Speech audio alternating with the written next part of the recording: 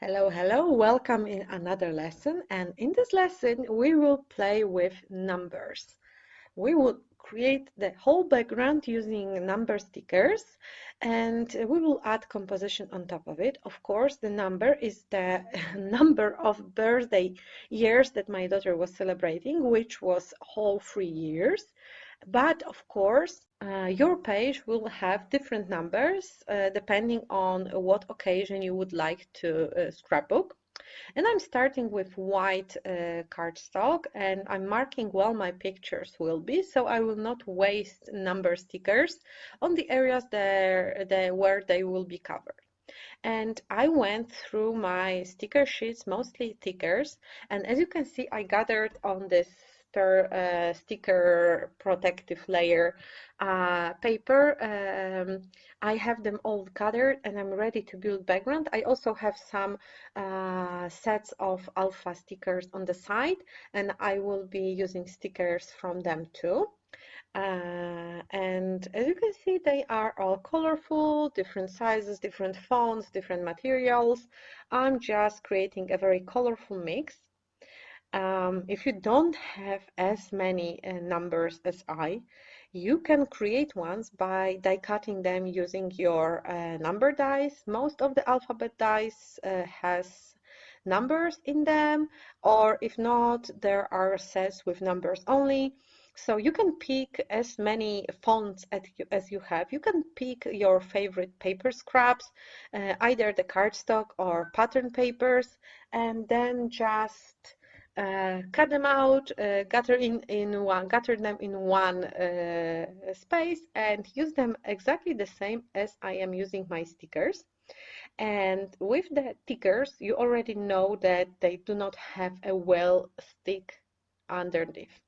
So you can easily move them around. If you do not press them hard, you can kind of adjust the alignment of this number. And after I am done with gluing everything, I will take a moment and I will add a drop of glue under almost each number. You will not see me doing it because it was kind of a basic thing, nothing special to learn, but just keep in mind I did it off camera. So I added extra layer of glue under almost all of my numbers. It's very important because otherwise when you put your layout into the protective sleeve, the numbers will fall out. It's like 99% sure. If not right away, they will fall out within weeks because glue under stickers is not great. Uh, it's good under the foam ones, but when it comes to the ones made with cardboard, it's not sticking well. So I'm just keeping all the numbers straight, but you can also rotate them. So make them vertical and horizontal. Vertical and horizontal, I wouldn't recommend creating a very messy background. So spreading your numbers all over in variety of angles, because still we want some diagonal and horizontal lines to cross to have like an order in this mess. I don't know, I have problem to describe it in English, but even though it looks like chaos, it's a controlled chaos. And we like controlled chaos when it comes to scrapbooking designs. It may look messy, it may look random, but it usually isn't.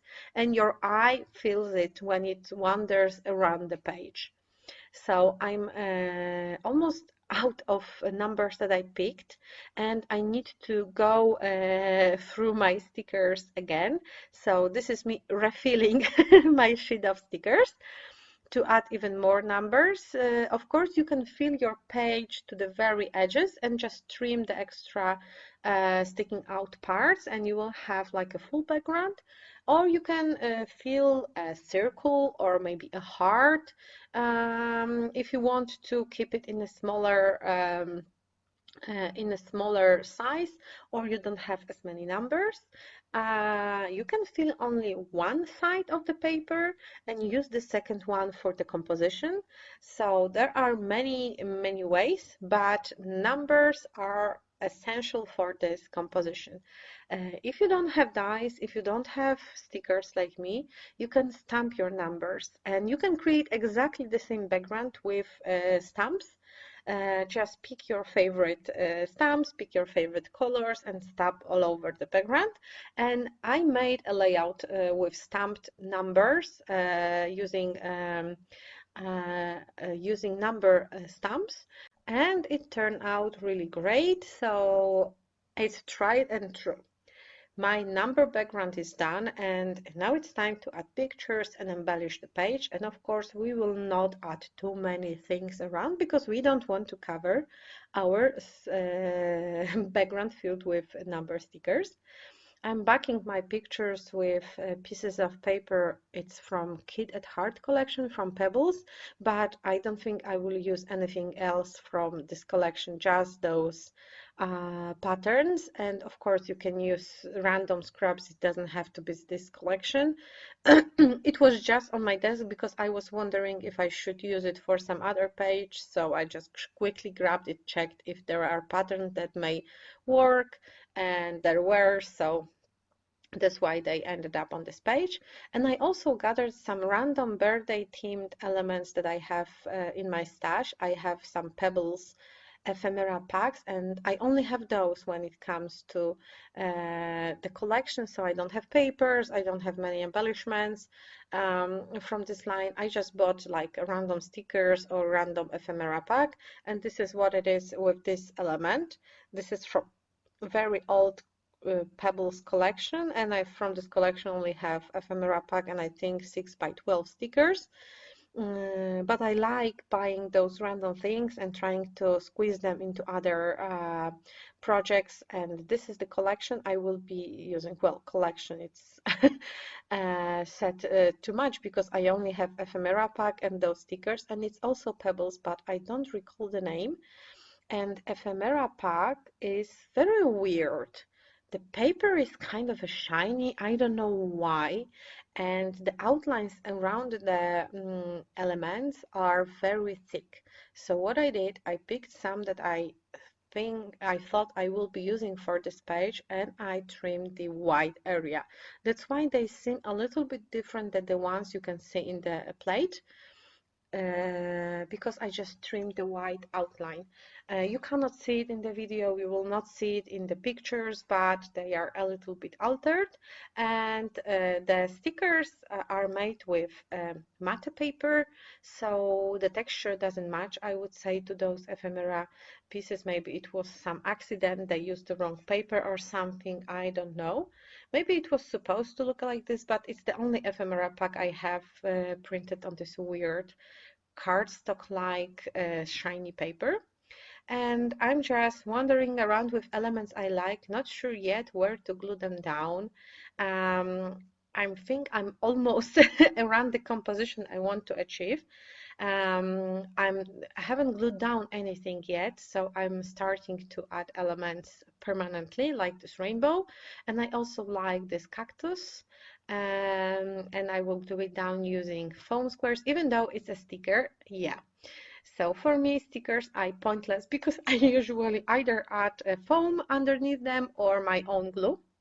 And off camera, I glued down the alpaca and the cupcake snail. And now I'm looking for a title. And this one is from this set is from Simple Stories birthday collection, and from this one I only have those stickers and I think chipboard stickers, so I don't have anything else from this collection. So it's a true mix of collections.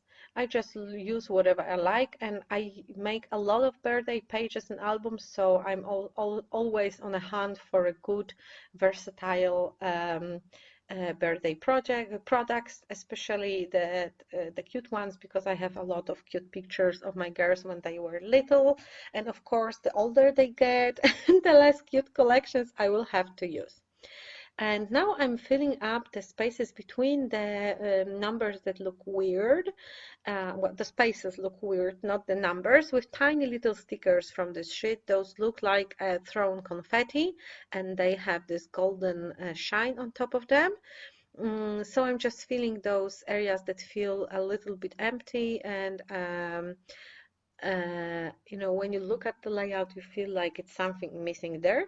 So I use those are the thick foam stickers, but I also came back to the sticker sheet to add something here and there. And some of them are glued down directly on the background, and some of them are glued down with a layer of foam, and it will be the final step of making this page. So it looks busy. It has a lot of fun texture thanks to the stickers on the background, because they are made of different materials, different colors, and different thickness. But I really, really love how this page turned out, and I think it will be my favorite page from all of 5 I created for this class.